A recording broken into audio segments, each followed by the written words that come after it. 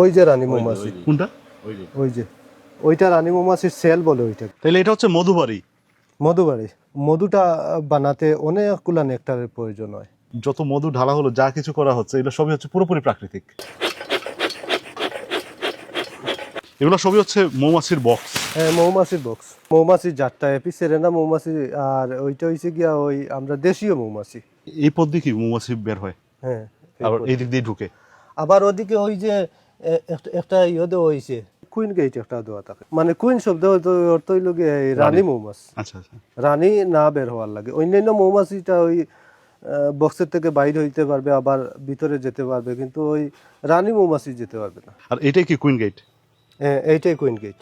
এবং এটা দিয়ে আপনারা হচ্ছে রানীকে আটকে রাখেন? রানীকে আটকায় রাখে। ওই যে রানী মৌমাছি। কোনটা? ওই যে এই বড়টা, এটাই হচ্ছে রানী মৌমাছি। হ্যাঁ, ওইটার নেতৃত্বে কিন্তু এই পুরোটা কিন্তু কলোনি। আবার ওই রানী মৌমাছির একমাত্র ডিম পাড়ার এই সক্ষমতা আছে, অন্যান্য মাছিরা কিন্তু ডিম পারতে পারে না। আবার ওই ওখানে মজার একটা বিষয় হইল গিয়ে ওই যে শ্রমিক মৌমাছিটা কিন্তু ডিম পারতে পারে, কিন্তু ওইটা পুরুষও হয় না, মহিলাও হয় না। ওইটা খালো একটা ওই ডন মৌমাছির মতো একটা ডিম হয়, ওইটা কোনো কিন্তু খাজের না। আচ্ছা আচ্ছা। ওইটা ওই যে হিজড়া টাইপের আর কি। মৌমাছির মধ্যে আবার তৃতীয় লিঙ্গের আছে। তৃতীয় লিঙ্গের হয় ওইটা ওই শ্রমিক মৌমাছি যদি ডিম পারে, শ্রমিক মৌমাছির ডিম থেকে যে বাচ্চাটা হয় ওইটা তৃতীয় লিঙ্গের হয়। জি, আর রানী মৌমাছি যে ডিমটা পারে কিন্তু ওইটা কিন্তু ওই শ্রমিক মৌমাছি হবে। প্রতিদিন এই রানী মৌমাছি এই 20 থেকে 25টা এই পুরুষ মৌমাছির সাথে মিলিত হয়, এটা কিন্তু খোলা আকাশে। এপিসেরেনা মৌমাছি যে দেশীয় যে জাত, ওই জাতের মৌমাছিটার এই রানী মৌমাছিটা এই কালো রঙের হয়। আবার ওই এপিস মেলিফেরা যেটা, ওইটা কিন্তু কমলা কালারের হয়। এপিসেরেনা যে জাতের মৌমাছিটা এই বসত বাড়িতে বেশিরভাগ পাওয়া যায়। এপিস মেলিফেরাটা এই বসত বাড়িতে হয় না। এটাই হচ্ছে রানী মৌমাছি।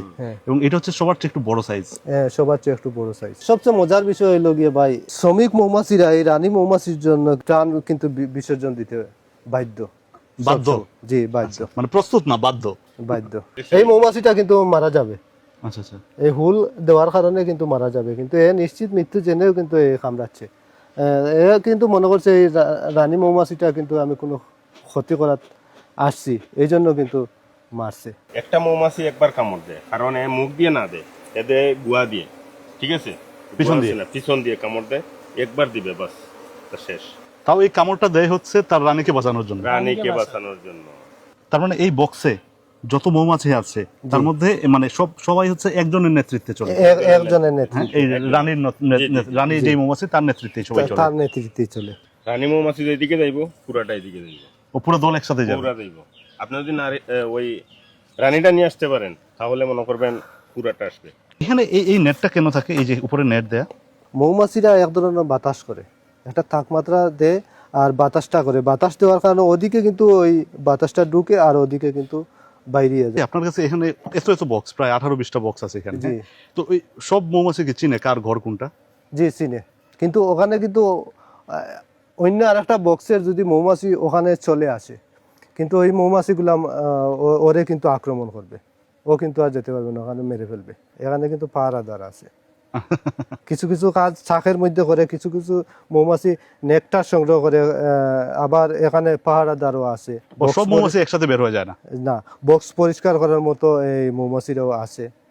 এক একজনের কাজ এক একটাই।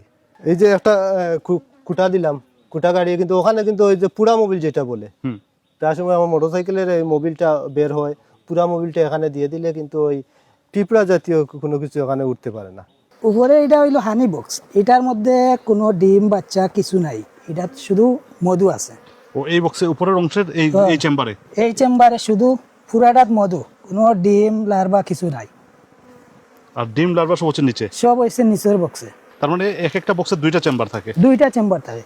একটা হচ্ছে হানি বক্স, আর নিচের চেম্বার হচ্ছে ওরা থাকে ডিম বাচ্চা ফুটায় এখানে। আর প্রত্যেকটা চেম্বারে একটা করে রানী মৌমাছি একটা করে রানী মৌমাছি থাকে। ওই যে শাকটা দেখ রানী, এই শাকটার ডেট মনে করেন স্পেয়ার হয়ে গেছে, এটা রানী মাছি ডিম পাড়া বন্ধ করে দিছে। কিছুদিন পরে আবার এই শাকটা খাটিয়ে ফেলানি লাগবো।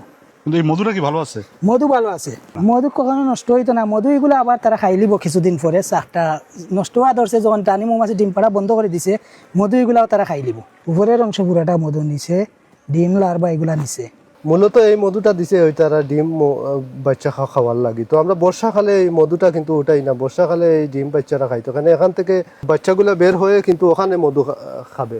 মধুটা কিন্তু উপর দিক দিয়ে থাকে, আর এই ডিম লার্ভা এগুলো সবসময় এই নিচ দিক দিয়ে থাকে। নিচ দিক দিয়ে থাকার কারণ হইল গিয়া ওখান থেকে বের হয়ে কিন্তু এই উপরের দিকে যাবে মৌমাছিটা, একটু একটু আছে মধু। এগুলো কি ফুলের মধু এখানে আসে?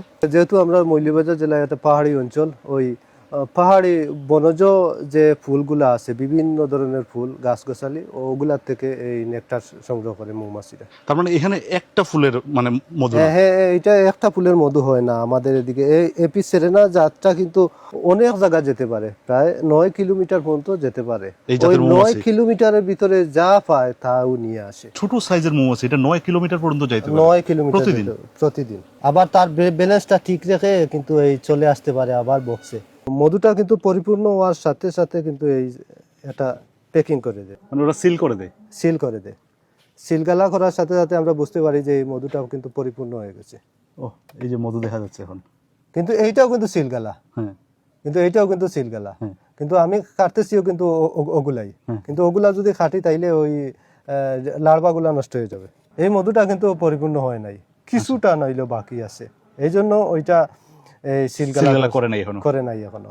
আমাদের মৌমাছিটা কিন্তু চলে না যাওয়ার কারণ হইল গিয়া মেশিনের মাধ্যমে মধুটা নিষ্কাশন করি, এই জন্য কিন্তু এই মৌমাছিরা বক্সেরে চলে যায় না।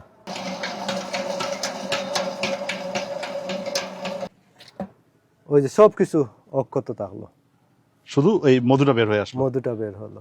আমার কিন্তু গড়ে ভাই, আমি যে নিজে খাওয়ার জন্য মধু, এই পরিমাণ মধু আমার কাছে নাই।